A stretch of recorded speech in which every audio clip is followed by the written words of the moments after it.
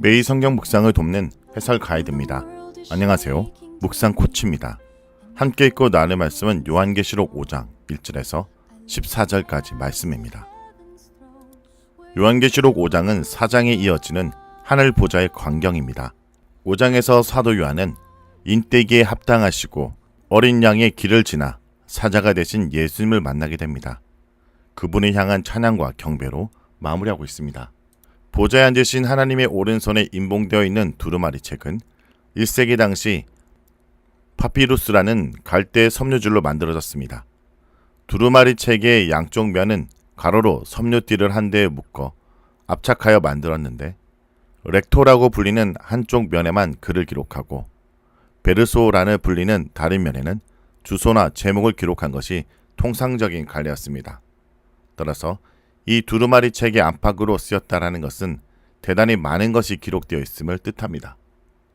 본문을 살펴보겠습니다. 1절에서 5절은 누가 인을 떼기에 합당한가입니다. 4장이어서 요한의 눈에 보좌에 앉으시니 즉 온 우주를 창조하신 하나님이 보입니다. 그 하나님께서 오른손에 책을 갖고 계십니다. 책이 하나님의 오른손에 있다라는 것은 책과 관련된 내용이 하나님의 주권에 의해서 결정된다는 것을 보여줍니다. 이 책은 안팎으로 쓰였고 7인으로 봉해졌습니다. 에스겔서를 배경으로 한다면 이 책의 내용은 종말에 있을 애가와 애곡과 재앙에 관한 말, 즉 심판의 말임을 알 수 있습니다. 또 7인은 다니엘서와 관련해서 보면 그리스도를 통해서 완성될 하나님의 구속 역사에 관한 것임을 알 수 있습니다. 7개라는 완전수의 인으로 봉합된 것은 하나님 나라 도래를 포함한 하나님의 구속계획이 온전하다라는 것을 반영합니다. 2절에서 4절에 누가 그런 일을 이룰 것인지 다룹니다. 2절에서 나온 힘있는 천사는 요한계시록에서 3번 등장하는데 매우 중요한 사건의 전개가 됩니다. 그는 누가 구속계획을 이루기에 합당한지 묻습니다. 3절에서는 아무나 그 일을 할 수 없는 절망적인 사항을 토로합니다. 하늘과 땅, 우주 어느 곳에도 하나님의 구속계획을 이루어 드릴 자가 없습니다. 3절에서는 이러한 절박한 사정에 대한 요한의 반응이 나옵니다. 요한이 크게 울었습니다. 이 울다라는 단어는 주체할 수 없는 큰 슬픔을 묘사하는 단어입니다. 그 이유는 이 책을 펴거나 보거나 하기에 합당한 자가 보이지 않았기 때문입니다. 현실 역사의 흐름 속에서는 하나님의 백성에 대한 그 어떤 보호도 없고 세상에 대한 어떤 심판도 없으며 성도들의 승리를 보장해 주지 못하고 있는 듯 보였기 때문일 것입니다.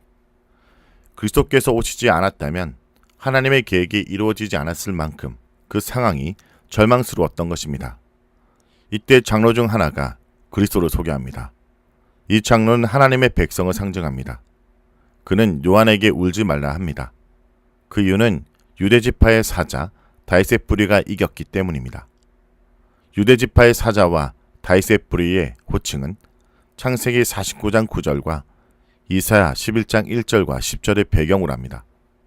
여기서는 메시아가 적들을 물리치고 심판하시는 다윗과 같은 왕으로 묘사되고 있습니다. 그가 7인을 떼실 것입니다. 5절에서 7절은 인대기에 합당하신 사자와 어린 양 되신 예수님에 대한 내용입니다.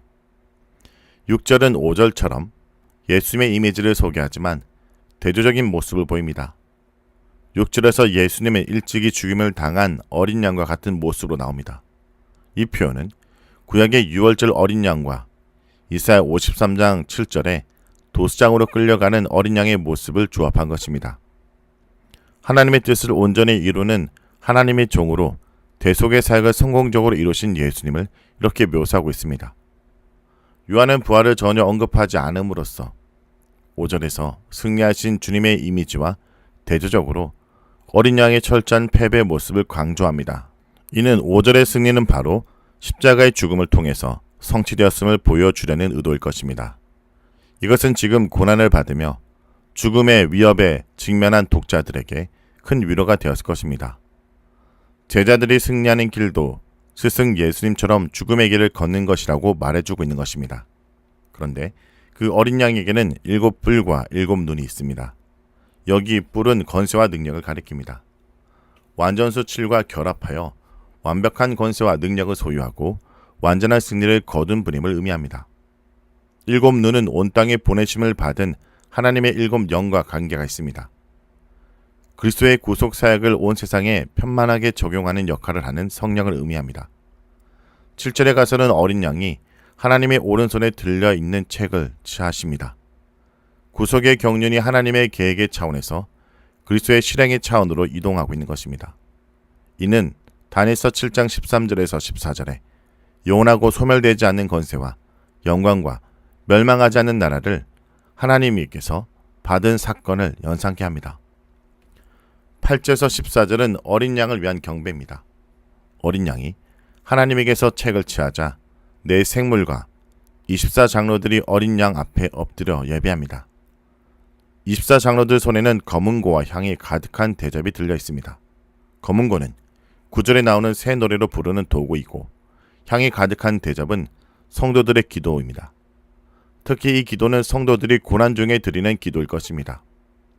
9절에서는 새 노래가 소개되는데 홍해를 건넌 후 불렀던 모세의 노래를 연상케 합니다. 새 노래의 내용은 왜 예수님께서 인을 떼기에 합당한지를 소개합니다.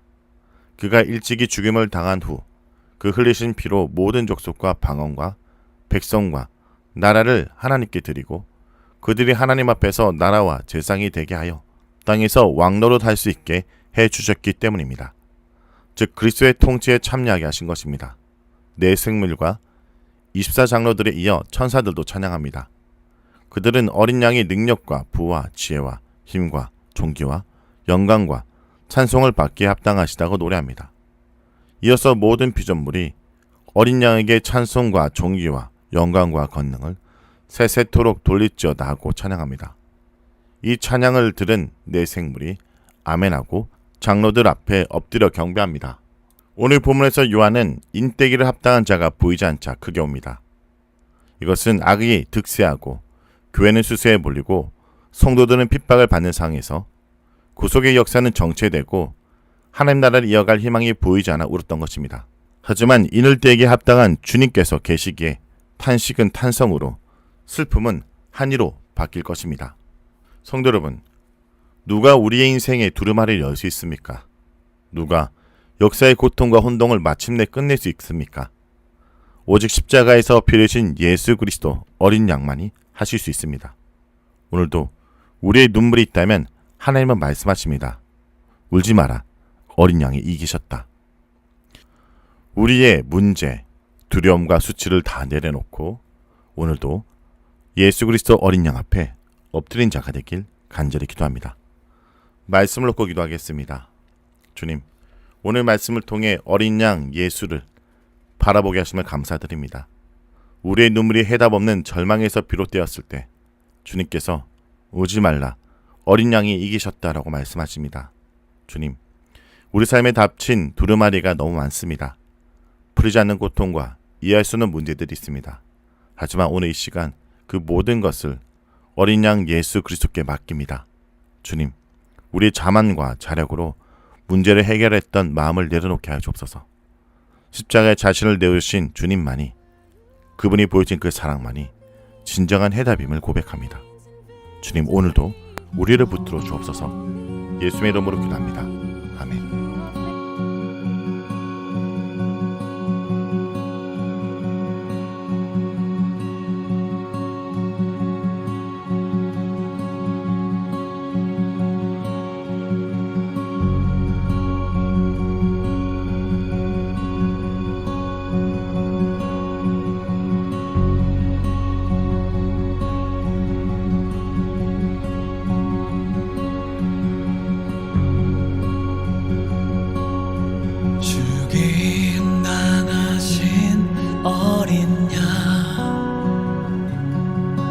모든 족속과 방언 백성과 나라 가운데서 우리를 피로 사서 하나님께 드리셨네. 죽임 당하신 어린 양 우리들을 나라와 제사장 삼아 주셨으니 우리 나는 주와 함께 이 땅에서 다스리리. 죽임 당하신 어린 양 능력과 부어지의 힘과 존귀와 영광 찬송 받으시기에 합당하신